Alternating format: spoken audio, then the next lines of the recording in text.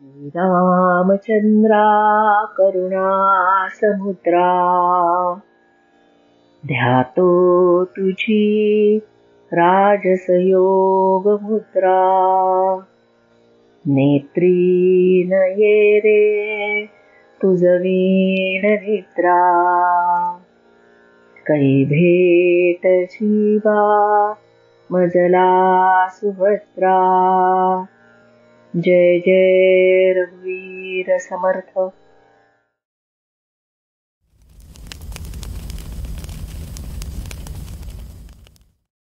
काम हा विकार मानवी जीवनातला आरंभीचा वैरी असून त्यामुळे माणसाचे काय आणि कसं नुकसान होतं याचं वर्णन समर्थ या पहिल्या विकाराच्या वर्णनामध्ये करतात. आपण गेले 2 दिवस त्याचा आढावा घेतोय. कामांध लोकांची केवळ आणि केवळ सर्वत्र हानीच झाल्याचं दृष्टीस पडतं याचं वर्णन समर्थांनी यामध्ये केले. असा हा कामविकार विकृत झाला तर मनुष्याच्या जीवनाचा नाशच करतो. त्याला लाभलेला जो उत्तम नरदेह आहे पण त्याचे देखील तो कामाच्या आहारी जाऊन नुकसान करून घेतो. म्हणजे सगळीकडे केवळ नुकसानच नुकसान होतं हे आपल्या दृष्टीस पडतं. समर्थ काम हा विकार कसा नाशाला कारणीभूत आहे हे सांगतात. म्हणजे कामाचा त्याग करायला सांगतात असा विचार आपल्या मनात नक्कीच आला असेल, बरोबर ना? आणि मग भारतीय तत्वज्ञानामध्ये जे काम पुरुषार्थाला स्थान दिलंय त्याचं काय मग? हा पण विचार तुमच्या मनाला शिवून गेलाय.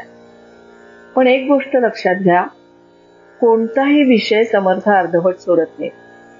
साधकाच्या मनात कोणतीही शंका राहू नये याची काळजी ते नक्कीच घेतात. आपल्या प्रश्नाचं उत्तर समर्थांनी पुढे दिलेलं आहे बरं का.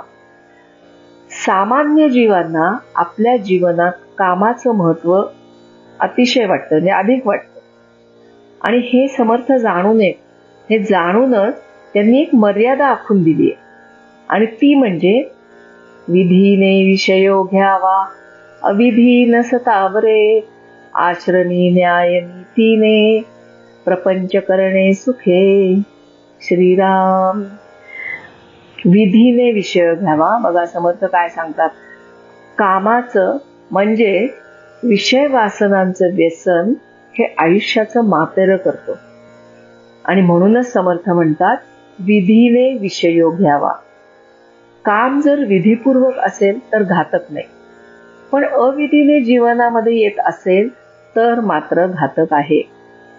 मर्यादा सोडून असणारे, प्रमाणाबाहेर असणारे देहसुख सोडून द्यावं.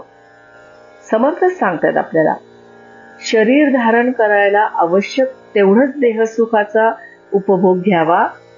आणि ही जी विषय लक्षणं आहेत ना, त्या विषय त्यागाची जी लक्षणं आहेत, त्या विषय त्यागाची लक्षणं समर्थांनी दासबोध ग्रंथामध्ये सांगितली आहेत.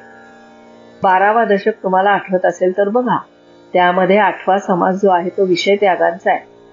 विषय त्याग अतिशय महत्वाचा विषय. आणि या विषयांमुळे माणसाचं मन अशांत आणि अस्थिर राहतं. आणि त्यातल्या त्यात काम हा विकार असा आहे की त्याची तृप्ती कधीच होत नाही. या विषय वासनांमुळे मन सतत अस्थिर राहतं. आणि असं अस्थिर मन माणसाच्या परमार्थ मार्गामध्ये अडथळा बनतं. यासाठी विषयांना शरण जाण्यापेक्षा भगवंताला शरण जाणं आवश्यक आहे हे समर्थ त्यांच्या वाङ्मयातनं वारंवार सांगतात. मनाचे श्लोक आठवा. मनाच्या श्लोकांमध्ये समर्थ काय म्हणतात. मना वासना वासुदेवी वसोदे, मना काम संगी नसोदे, मना कल्पना वा उगीते न कीजे, मना सज्जना सज्जनी वस्ती कीजे. श्रीराम.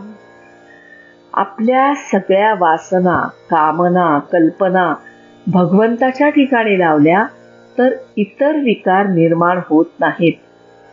वासनांचा क्षय झाल्याशिवाय मोक्ष प्राप्तच होत नाही.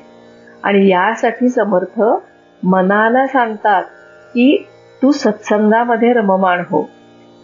मन सतत उत्तम विचारांच्या संगतीत राहिलं तर ते इकडे तिकडे भरकटत नाही. म्हणजे आपल्याला ते व्यसन लावून घ्यायचंय की सतत उत्तम विचारामध्ये रमायचं. उत्तम विचारांचा मनावर सतत आघात होत राहिले तरच मन चंचल राहत नाही, ते स्थिर राहतं. चिंतन करणं हा मनाचा धर्म आहे. त्यामुळे वासनांमध्ये गुंतलेलं मन अलिप्त ठेवणं खूप आवश्यक आहे. आता मनाला जसं वळण लावावं ना तसं त्याला वळण लागतं. म्हणून मनाला सतत रामनाम घेण्याची सवय लावावी असं समर्थ आपल्याला सांगतात. कारण परमेश्वर प्राप्तीचा आनंद संतांनी स्वतः अनुभवलाय. आणि म्हणून जर मन सतत भगवंतापाशी स्थिर झालं तर ते आनंदरूप होतं, याचा अनुभव त्यांनी घेतला आणि तो अनुभव ते आपल्यापर्यंत पोहोचवतायत. पण यासाठी मनाला भगवंताच्या ठिकाणी निवास करण्याचा सराव हवा. श्रीरामावर नितांत श्रद्धा असणाऱ्या समर्थांनी त्रयोदशाक्षरी मंत्राचं पुरस्चरण केलं आणि आपल्या शिष्यांना देखील हाच मंत्र दिला. हा त्रयोदशाक्षरी मंत्र म्हणताना राम माझा स्वामी आहे, माझा रक्षण करता आहे, अशी साधकाची निष्ठा असणं अतिशय आवश्यक आहे. सर्व दुःखातून मुक्त करणारा असा हा राम नामाचा जप आहे. आणि राम नाम ही अशी अपार अद्भुत शक्ती आहे की जी जीवनातली सर्व कष्टांचं जे आपण कष्ट भोगतो त्या सर्व कष्टांचं निवारण या राम नामाने होतं. श्रीराम माझा रक्षण करता आहे, सतत माझ्या हृदयात वास करतो आहे, अशी समर्थांची नितांत श्रद्धा होती. आणि ती श्रद्धा आपण ठेवावी अशी समर्थांना आपल्याकडनं अपेक्षा आहे. भगवंत आपल्यातच आहे, पण त्याचा इतरत्र शोध घेण्याचा सामान्य जीव कायम प्रयत्न करत राहतो. मी काल म्हटलं तसं आपल्याला आत्मपरीक्षण करायचंय. आपल्याकडनं पण असाच काही शोध होतोय का याचाही आपल्याला शोध घ्यायचा, हे लक्षात घ्या. अनेक उपासनांच्या माध्यमातून त्याला प्राप्त करण्याचा आपण प्रयत्न करत राहतो. पण काय होतं, एक ना धड भारावर चिंध्या अशी आपली गत होते. पूजा पोथी वाचन करून मन शांत होत नाही. भगवंत प्राप्तीसाठी केलेली उपासना मन शांत करणारी असावी. पण मग आपलं मन शांत होतं का, विचार करण्यासारखी गोष्ट आहे. परमार्थातही माणसं हिंडत राहतात, नाना तीर्थयात्रा करतात, नाना संप्रदाय, वेगवेगळे महाराज, अनेक व्रत वैकल्य, विविध ग्रंथांचं वाचन, वेगवेगळी शिबिरं करत राहतात. करायला हरकत नाही, पण मन कुठेतरी एका ठिकाणी स्थिर करणं आवश्यक आहे. पण काय होतं, परमार्थ हा सुद्धा काही जणांचा करमणुकीचाच विषय होऊन जातो. पण त्यातून अस्थिरतेपलीकडे काहीच प्राप्त होत नाही.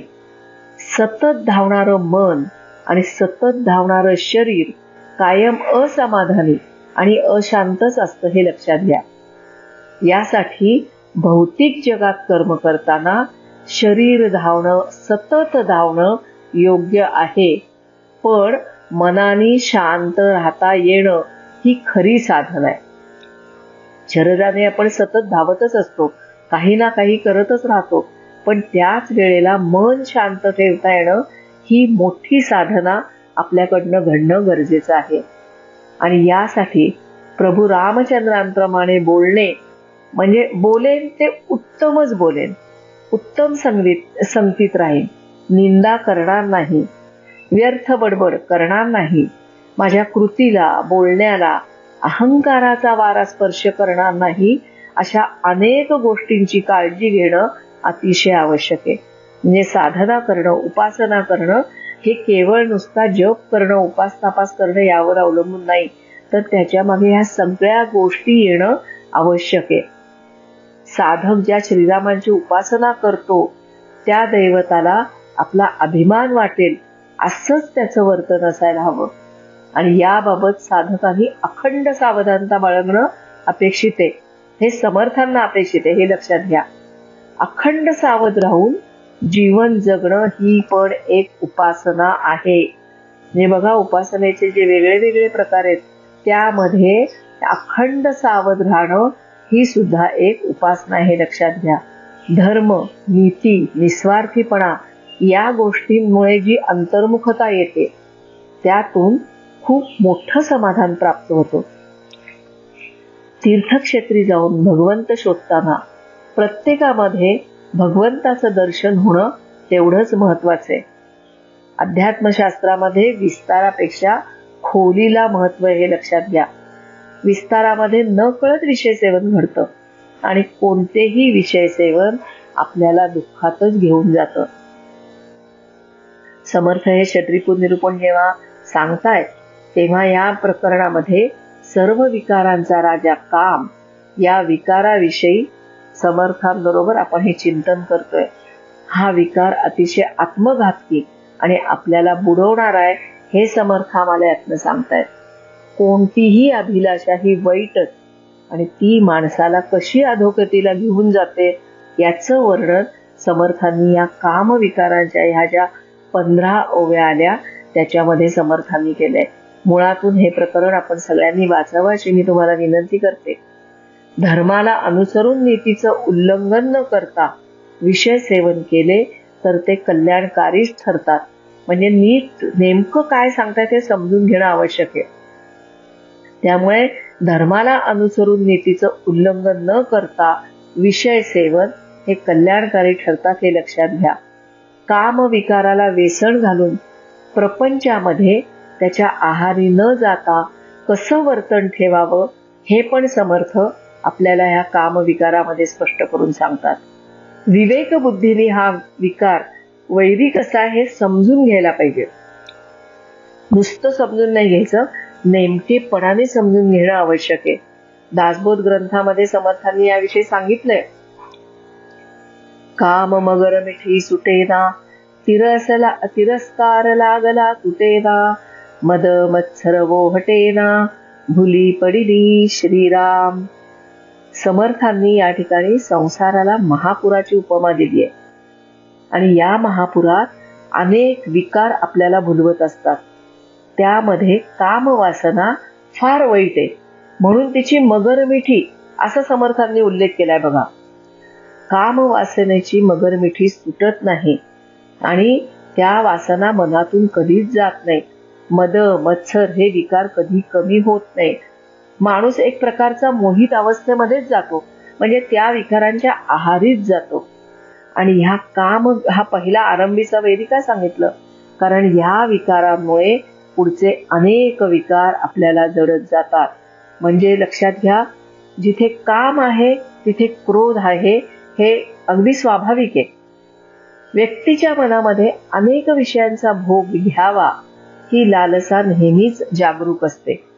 मग ही लालसा देहभोगाविषयी असो नाहीतर इंद्रिय तृप्तीविषयीची असो, कोणत्याही विषय भोगाची लालसा माणसाचा सर्वनाशच करते. कामवासना या विकारामध्ये शृंगाराचं पावित्र्य न येता त्यामध्ये स्त्री पुरुष एवढीच दृष्टी राहते. यामध्ये पावित्र्य, एकात्म भावजीवन या व्यापक विचारांना थारा नसतो. म्हणूनच मग त्या विकारातनं काय होतं, लहान वयातील मुलींपासून उतार वयातील स्त्रियांपर्यंत अनेक जणींवर अत्याचार झालेलं वृत्त आपण आपल्या कानावर सतत येत राहतं. आजही बातम्या लावल्यानंतर आपल्यावर हेच प्रसंग ऐकण्याची पाळी येते. तरुण तरुणींवर याचा इतका प्रभाव असतो की उघड्यावर कोणतीही गोष्ट करण्यात त्यांना गैर वाटत नाही. हल्ली पशुप्रमाणे केवळ नरमाद्यांचे उघड्यावर मिलन हे मानव जीवनात समाजातलं प्रदूषणच म्हणावं लागेल. थोडं स्पष्ट बोलते पण हे वास्तव आहे. लोकांना ना भय ना लज्जा यामुळे अनाथालयांची वाढ होते. नको त्या रोगांना लोकांना सामोरं जायला लागतंय. आणि यासाठी या प्रकरणामध्ये समर्थांनी काय सांगितलं, विधीने विषय घ्यावा. आणि असं सांगून शास्त्रवचनाप्रमाणे किंवा धर्मग्रंथात सांगितल्याप्रमाणे प्रमाणात विषय सुख घ्यावं असं समर्थ आम्हाला यातनं सांगतायत. आपल्याला समर्थ या प्रकरणातनं सावध करतायत हे लक्षात घ्या.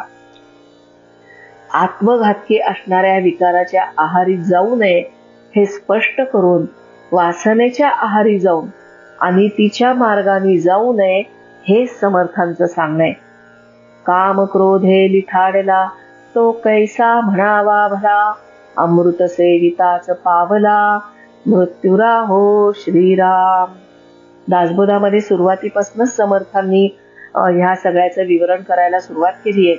समर्थांच्या मते काम क्रोधाने बरबटलेला मनुष्य चांगला असूच शकत नाही, हे लक्षात घ्या. क्रोधाच्या आहारी गेलेला माणूस प्रत्येक कार्य अविचाराने करतो आणि त्यामुळे त्याच्या वैयक्तिक जीवनात, कुटुंबात, समाजात सगळीकडे अनर्थच ओढवतो. क्रोधाच्या आहारी गेलेला विवेकशून्य माणूस स्वतःबरोबर इतरांचं देखील नुकसानच करतो. स्वतःचा अहंकार कुरवाळत तो इतक्या थराला पोचतो की कोर्ट कचऱ्यापर्यंत आपली भांडणं घेऊन जातो. हा अहंकार इतका असतो की पिढ्यानपिढ्या कोर्टामध्ये हे वाद चालू राहतात.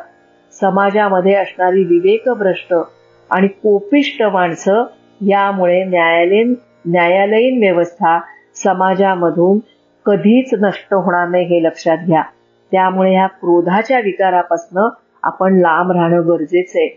क्रोध हा विकार कसा आहे याविषयी समर्थ अधिक स्पष्टीकरण करतात, ते आपण बघू. आज इथेच थांबते. जय जय रघुवीर समर्थ.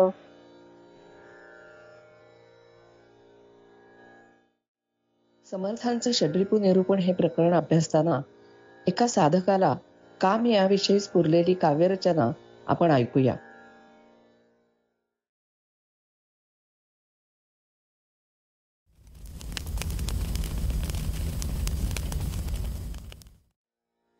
श्रीराम समर्थ. काम म्हणजे कामना, मनोरथांच्या चालना, दाखविती सुखे नाना, माईक सारी. या माईकाचे योगे, मने गुंतती जगे, विसरो न सारे लागवेगे, काम भरी भरी. भरीला कामाचा जोर, कामे हाणिले थोर थोर, हा हा म्हणिता बेजार, झाले सर्व.